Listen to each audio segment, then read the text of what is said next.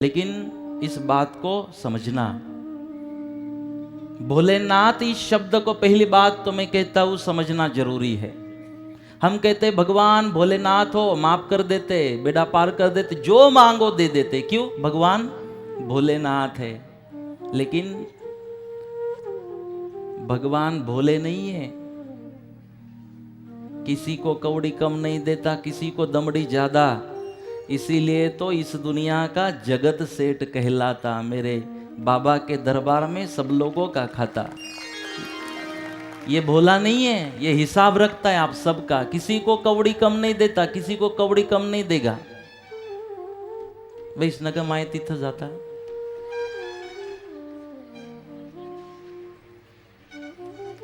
पिंडीवर बसायचं आहे, पिंडी समोर। चापोराचे सरपंचच येते, असू दे।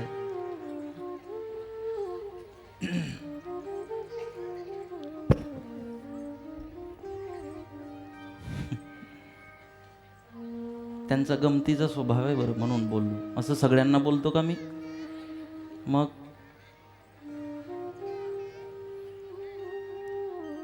हम कहते भगवान भोले हैं, वो मान जाते, लेकिन भोला नहीं माने रे, भोला नहीं माने, इतने जल्दी नहीं मानता। मुझे कहना था हम भगवान को भोले समझ के जो करना है कर लिया करते, भगवान को भोला समझते हुए जैसे जीना है जी लेते, लेकिन नहीं, वो भोला नहीं है, वो तो हिसाब रखता है हम सबका। वो भोलेनाथ बोलते हैं ना, जो भोले है, जो सरल है, जो सीधे है, जो इंसान है, वो उनके नाथ है। बात समझ में आ गई? वो भोले नहीं है, लेकिन वो जो भोले सद्भक्त है, जो सरल है, जो इंसान है, जो एक अच्छा जीवन जी रहे हैं, ये परमात्मा शंकर उन भोले भक्तों के नाथ है। तो आपको इसका मतलब भोला बनना पड़ेगा, तब ये आपके नाथ बन पाएंगे। आपको सरल बनना पड़ेगा, तब ये आपके नाथ बन पाएंगे। भोला बनो बस। भगवान ने जब जन्म दिया था हम सबको, जब जन्म हुआ था, 8 दिन का, महीने, 2 महीने, 6 महीने का कोई बच्चा देखो, उसके चेहरे पे देखना कितना तेज होता है, कितनी सरलता होती है। सबका मन होता है कि हम छोटे बच्चे को ले, उसके साथ खेले, सबका मन होता है, कितना भी क्रोधी आदमी हो, लेकिन जैसे छोटे बच्चे को देख लेता है ना तो नरम हो जाता है, उसके हृदय में प्रेम जागृत हो जाता है। क्यों? क्योंकि जो छोटा बच्चा है ना, उसके मन में कोई ईर्ष्या नहीं, कोई मत्सर नहीं, कोई अहंकार नहीं, कोई द्वैत नहीं, वो सरल है, वो सीधा है, इसलिए सब उसको चाहते हैं। तो हम जब जन्मे थे तो न तो हमारे हृदय में, मन में विकार थे, न तो क्रोध था, न तो लोभ था, न तो ईर्ष्या थी, न तो मत्सर था। बस जिस दिन इस बात को याद रखना, जब आए थे तो निर्मल थे, पवित्र थे। ऐसे ही निर्मल और पवित्र जीवन जीने की कोशिश होगी तो परमात्मा की कृपा होती है। आज थोड़ी सुबह में बात चली थी तो हमने बताया था कि कुंडलिनी जागृति की बात आई थी थोड़ी। मैंने बोला एक बात को समझो, अच्छी बात थी, इसके लिए मैं आप सबके सामने रखना चाहता हूं कि अगर किसी का ऑपरेशन करवाना है तो ऑपरेशन करवाना है तो डॉक्टर पहले तो शुगर चेक करते, बीपी चेक करते। मुझे आप बताओ, अगर बीपी होगी या शुगर हद से ज्यादा होगी तो ऑपरेशन कोई डॉक्टर करेगा? ऑपरेशन नहीं होगा। और ऑपरेशन करवाना जरूरी है तो पहली ट्रीटमेंट कौन सी की जाएगी? डॉक्टर पहले क्या करेगा? बीपी नॉर्मल करेगा, शुगर नॉर्मल करेगा, और बाद में फिर शुगर नॉर्मल हो जाए, बीपी नॉर्मल हो जाए, उसके बाद फिर वो ऑपरेशन करेगा। क्योंकि उसको पता है अगर शुगर है, बीपी की तकलीफ है, और ऐसे हालत में अगर ऑपरेशन किया जाए तो शुगर को तो जख्म चलती नहीं है, ये ऑपरेशन तो सक्सेस होगा नहीं, बेकार हो जाएगा और ये तो मर भी जाएगा। इसीलिए जिसको शुगर है उसका ऑपरेशन नहीं होता जब तक शुगर नॉर्मल ना हो। जिसको बीपी की तकलीफ है उसका ऑपरेशन नहीं होता जब तक उसका बीपी नॉर्मल ना हो। अगर ये मेरी बात पता चली हो तो इसको जरूर याद रखना। ये कुंडली जो है ना, जागृत करना, ये भी एक ऑपरेशन होता है, ये भी ऑपरेशन होता है। कुंडलिनी को जागृत करना, जैसे डॉक्टर बीपी को नॉर्मल करता है, शुगर को नॉर्मल करता है, तो कुंडलिनी की ऑपरेशन में मोह को, लोभ को, स्वार्थ को नॉर्मल करना पड़ता है पहले। बीपी का मतलब ईर्ष्या, ये बीपी का मतलब मत्सर, ये बीपी का मतलब द्वेष, ये शुगर का मतलब हमारा खराब वर्तन, हमारा खराब स्वभाव। अगर कुंडलिनी किसी को जागृत करनी हो, अगर मूल स्वरूप को जानना हो, उस शिव तत्व को जानना हो जिससे हम अलग हो चुके हैं, और उससे अलग होने के कारण जन्म मरण जन्म मरण जन्म मृत्यु के इस चक्र में हम फंस चुके, अपने उस मूल तत्व को जानना हो, पहचानना हो, हम कौन हैं, कहाँ से अलग हो चुके, तो इसके लिए आपको आपकी बीपी और शुगर नॉर्मल करनी पड़ेगी। और ये बीपी शुगर मैंने बता दी कौन सी है। उस मोह को नॉर्मल कर दो, उस मत्सर को नॉर्मल कर दो, अपने उस स्वभाव को, गुस्से वाले स्वभाव को नॉर्मल कर दो। किसी ने पूछा गुस्सा का मतलब क्या होता है? मैंने बोला दूसरों के गलतियों की सजा खुद को देना मतलब गुस्सा। क्योंकि गुस्सा पहले खुद को जलाता है, पहले खुद का नुकसान करता है, बाद में दूसरों का। आग काड़ी बोलते हैं ना, आग काड़ी। अगर उसने सोचा कि किसी के महल को जला देना है तो जरूर जला देगी, लेकिन पहले उसको जलना पड़ेगा। वो भी रहने वाली नहीं है, उसका भी नुकसान होगा। इसका मतलब अगर उस परम तत्व को जानना हो तो आपकी बीपी नॉर्मल करनी पड़ेगी, आपके गुस्से वाले, क्रोधी वाले उस स्वभाव को नॉर्मल करना पड़ेगा। आपको मेरे कहने का मतलब है, अगर ये बीपी शुगर ना समझता हो, नॉर्मल वाली बात, ऑपरेशन वाली बात ना समझता, आप न समझते हो, तो एक छोटे बच्चे जैसे बन जाओ, निर्मल बन जाओ। किसी के बारे में ना किसी से दोस्ती, ना किसी से बैर, किसी से दोस्ती नहीं, किसी से बैर नहीं, बस निश्चल होकर जिए। छोटा बच्चा ना किसी से दोस्ती करता है, ना किसी से बैर, वो जीता है।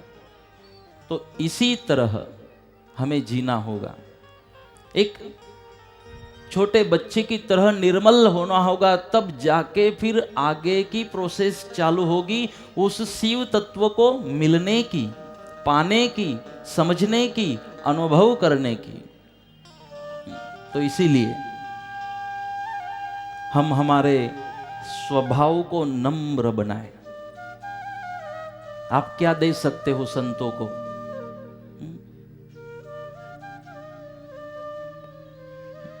अगर किसी शास्त्र तो कहते हैं कि शीश दीजिए गुरु मिले तो भी सस्ता जान, यह तन विष की बेलरी गुरु अमृत की खान, शीश दीजिए गुरु मिले तो भी सस्ता जान। तो क्या दे सकते हो? शीश देने के बाद भी गुरु मिलते तो समझना सौदा बहुत आसानी से हुआ। क्या दे सकते हैं हम गुरुदेव को? क्योंकि गुरु गोविंदो खड़े काके लागू पाए, बलिहारी गुरु आपनो। पहले तो वकील के पास जाना पड़ेगा, हाई कोर्ट में बाद में, उसके थ्रू जाना पड़ेगा, हाई कोर्ट में उसके द्वारा जाना पड़ेगा। क्योंकि इसको अनुभव है गुरु को हाई कोर्ट का, ये वकील है, इसके पास जाना पड़ेगा, ये वकीलात करेगा, आपकी बाजू रखेगा भगवान के सामने, हाई कोर्ट के सामने। इसीलिए वो तो शीश देने के बाद भी प्राप्त हो जाते, तो समझना बहुत आसानी से हमें मिली। तो दे क्या सकते हम गुरुदेव को? तो बस हम सुकृत दे सकते हैं उनको। सु का मतलब है अच्छी, करीत का मतलब है करनी। आपका अच्छा कर्म, आपका सत्कर्म बस आप गुरुदेव को दे सकते हो। एक सत्कर्म करते रहो, एक अच्छा जीवन जीते रहो। जैसे गुजराती में हम कहा करते हमेशा, जीवन एवी रीते ना जीवो कि कोई फरियाद करे। हाची बात है ने? बोलो हाची बात है, बोलो हाची बात है। भीख लागे रही तमने तो। जे हाची बात है हाची बात है, जे खोटी है खोटी।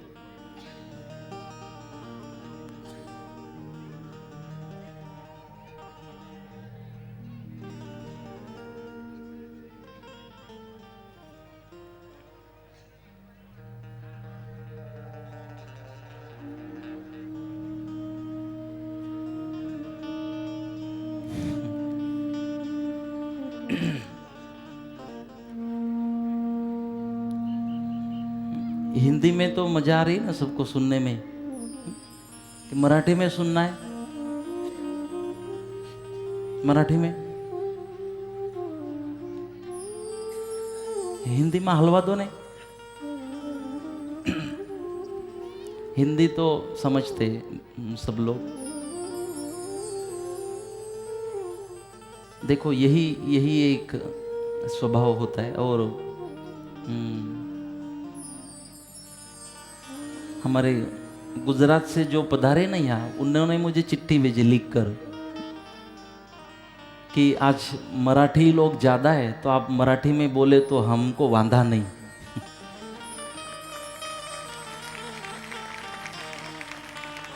आप अगर बोलते ना पहले से महाराज हिंदी में ही बोलना, तो मैं मराठी में बोलता। महाराज भी अकड़े है।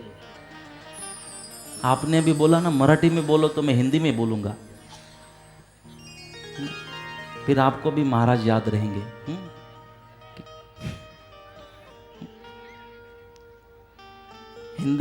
हिंदी में तो कोई नहीं किसी को तकलीफ नहीं है।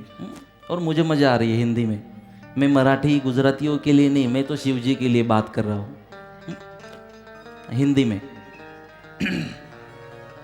तो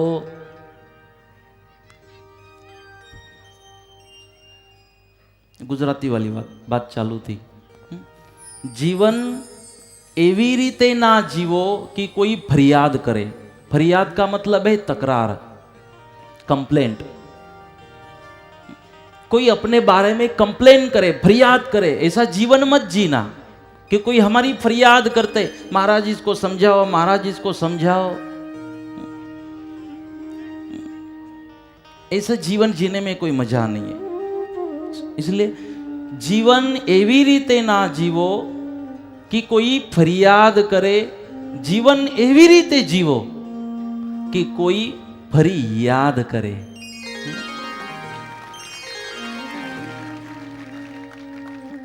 जीवन एवी रीते जीवो कि कोई फरियाद करे।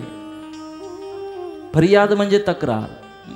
जीवन ऐसा हमें जीना नहीं है कि कोई हमारी फरियाद करे। जीवन तो इस तरह जीना चाहिए कि कोई फरी का मतलब है वापस। जीवन एवी रीते कि कोई बाद में भी हमें याद करे, यार ये भी कोई इंसान था, ये तो इंसान नहीं, हमारी नजरों में तो भगवान था। कोई फरी याद करे, जिसको मराठी में कहते मरावे परी कीर्ति रूपी उरावे।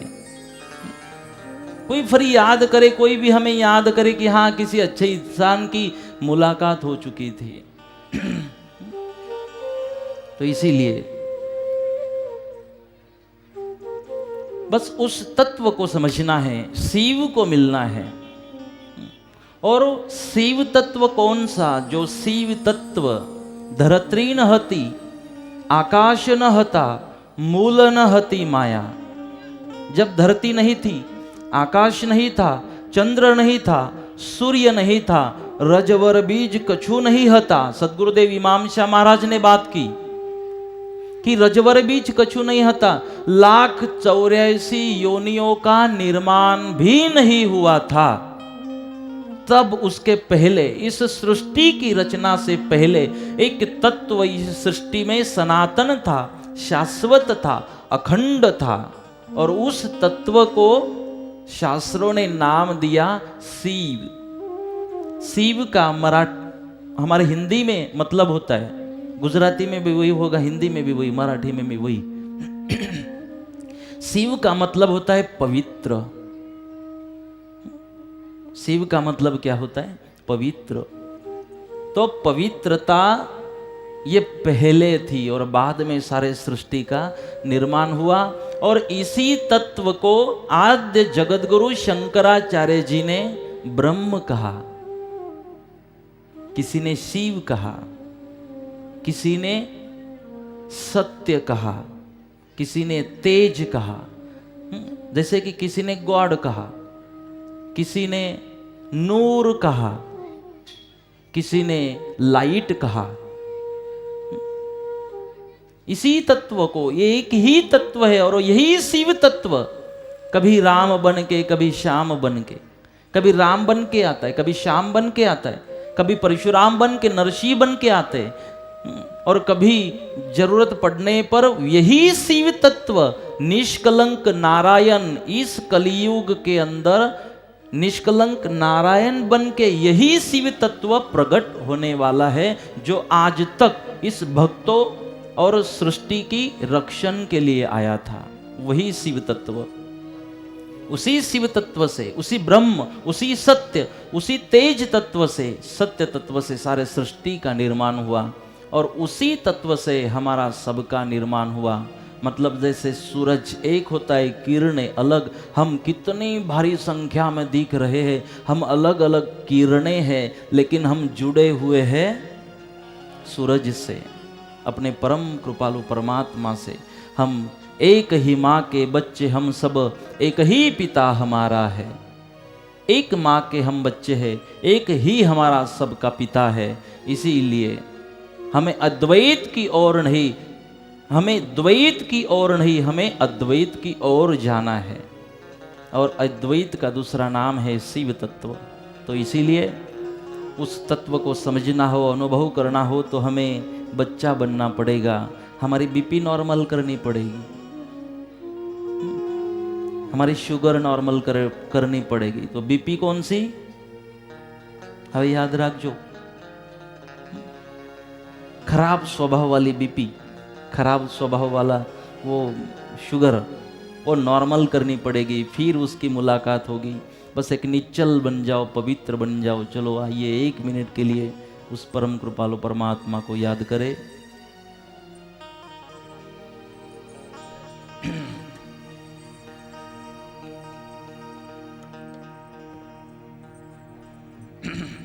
हर हर महादेव शंभो काशी विश्वनाथ गंगे। हर हर महादेव शंभो काशी विश्वनाथ गंगे। हर हर महादेव शंभो काशी विश्वनाथ गंगे।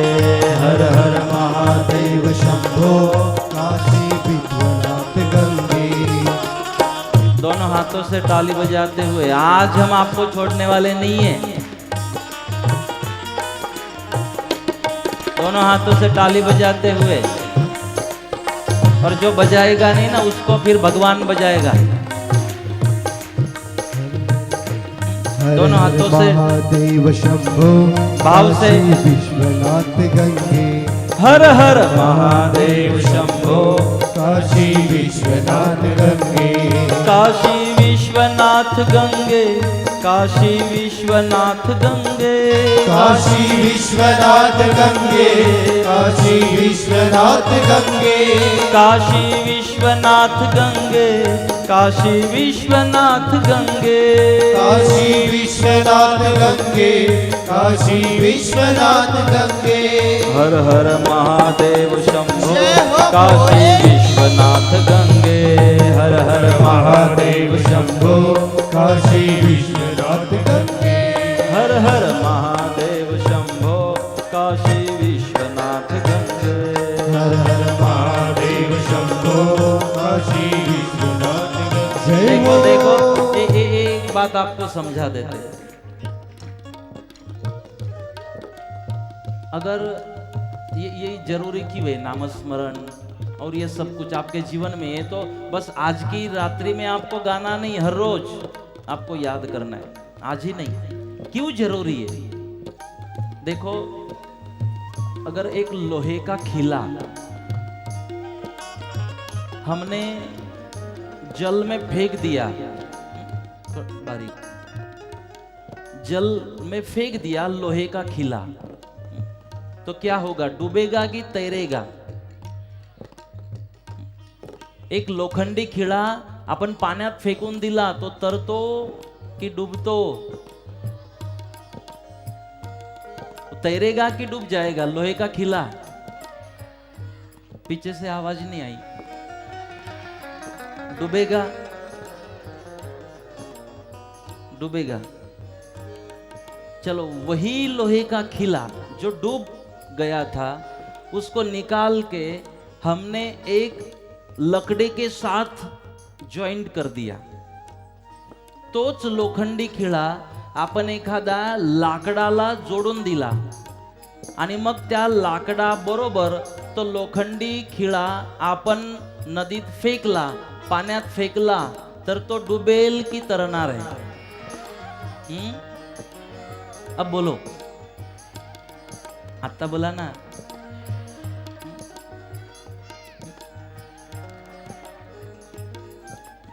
पहले वो खिला डूबा था, बराबर? बैस रे दादा, सरपंच आले का आज पर? मी एका गावात एकच सरपंच मला माहित होते, इथं बरेच आहे। आमच्या गावात नगराध्यक्ष पण एकच आहे, इथे सरपंच बरेच आहे बरं।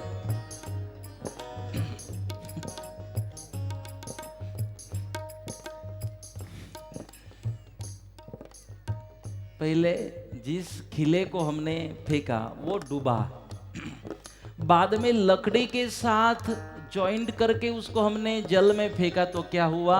डूब गया। नहीं डूबा। तो क्यों नहीं डूबा?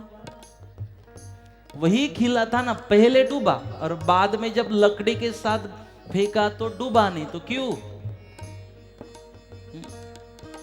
काहून नहीं डुबला? सांगा बरं, काहून नाही डुबला? तो बैस रे दादा खाली, तुझं पदच काढून घे ना दा।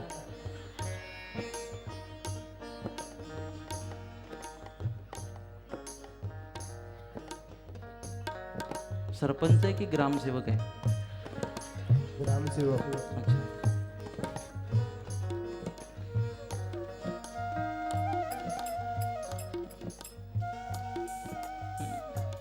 काहून नाही डुबला तो? सांगो बर तू, मग कहान गया सगळा? निंबोल विटवाना, यांना दापोराना, पिंपरी नांदूना कहान गया सगळा? कहान बसेल तू मग यान सका? सांगो बर तू मग।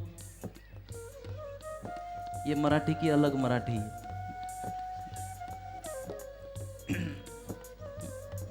आता काय होई डुबानो बरोबर?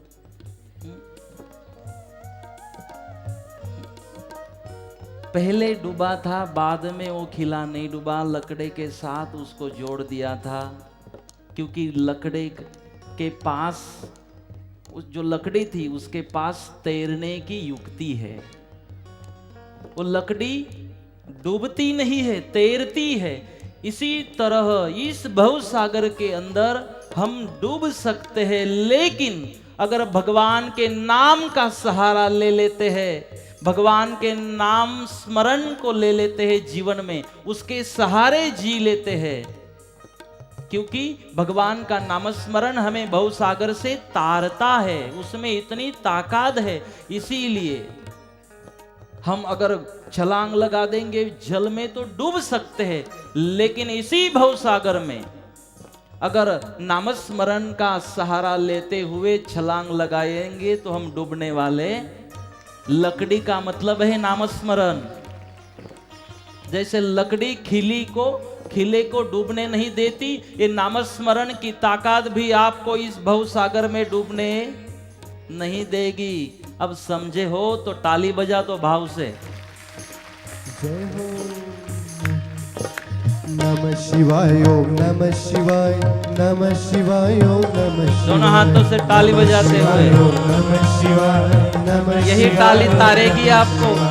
नमः शिवाय ओम नमः शिवाय नमः शिवाय ओम नमः शिवाय नमः शिवाय ओम नमः शिवाय नमः शिवाय ओम नमः शिवाय नमः शिवाय ओम नमः शिवाय नमः शिवाय ओम नमः शिवाय नमः शिवाय ओम नमः शिवाय नमः शिवाय ओम नमः शिवाय हर महादेव शंभो काशी विश्वनाथ गंगे हर हर महादेव शंभो काशी विश्वनाथ गंगे।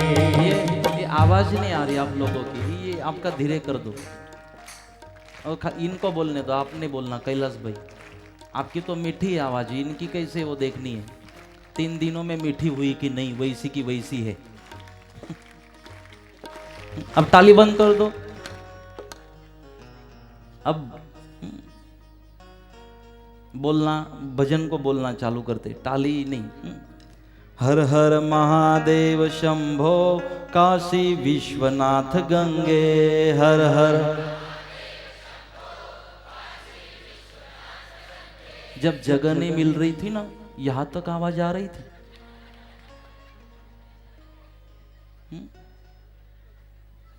तब आवाज आ जाती है बराबर, जब जरूर न हो।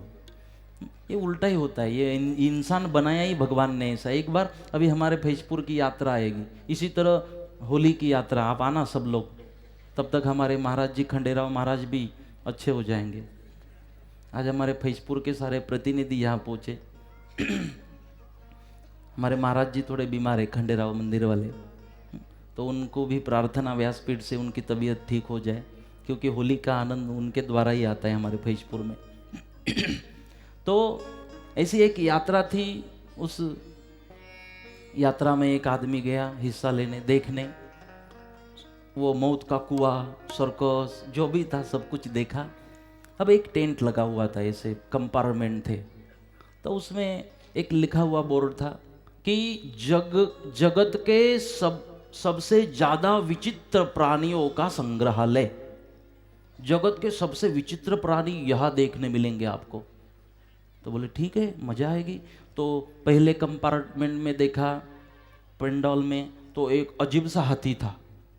दूसरी जगह गया, अजीब सा एक ऊंट था, अजीब सा एक सिंह था। अजीब ही थे, पहली बार देखे, मजा आ रही थी। अब देखते देखते छल्ले का मतलब है लास्ट, आखिरी में पहुंचा। जैसे आखिरी में लिखा हुआ था पर्दे के बाहर ही कि कृपया अंदर जाना मना है, क्योंकि जगत का सबसे बड़ा विचित्र प्राणी इसमें रहता है, लेकिन अंदर जाना। अब इसने सोचा ये तो अपने जैसा ही विचित्र प्राणी को तो देखने आए, और जगत का सबसे विचित्र प्राणी न देख के वापस लौट जाए तो अपन काम की ही क्या। इसको तो देखना ही देखना है। अब लिखा हुआ था अंदर जाना मना है, फिर भी पर्दा हटाया। जैसे अंदर गया तो सामने बड़ा एक आईना लगा हुआ था, उसमें खुद दिखाई दिया और आईने पे लिखा था जगत का सबसे विचित्र प्राणी।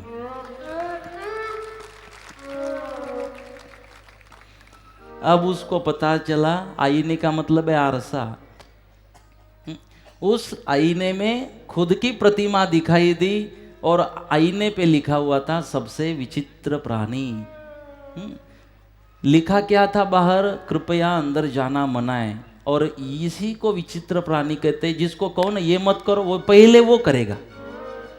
उसको बोलो ना ये करना है, वो कभी करेगा नहीं। इसलिए कई बार मैंने भी अनुभव किया, हम कहते ताली मत बजाओ तो इतने जोर से बजेगी ना बस। तो ये जगत का सबसे बड़ा विचित्र प्राणी होता है। इसीलिए मेरे कहने का भाव आपको विचित्र नहीं कहना था, मैंने तो एक दृष्टांत बताया। तो आपको जब बोलते हैं ना कि भजन बोलो, तब भजन कोई बोलेगा नहीं। और जब बातें करनी हो, अड़ोस पड़ोस की इसकी उसकी बातें करनी हो, तब इतने जोर से बातें होगी कि पूछो मत। बोलना पड़ता है शांति जाळवो, शांति राखो। बोलવું પડે, મંદિરમાં લખવું પડે શાંતિ જાળવો। તમે જોયું ક્યાં પિક્ચર ફિલ્મ ટોકીઝમાં શાંતિ જાળવો લખેલું હોય? પિક્ચર ટોકીमध्ये लिहिलेलं असतं शांतता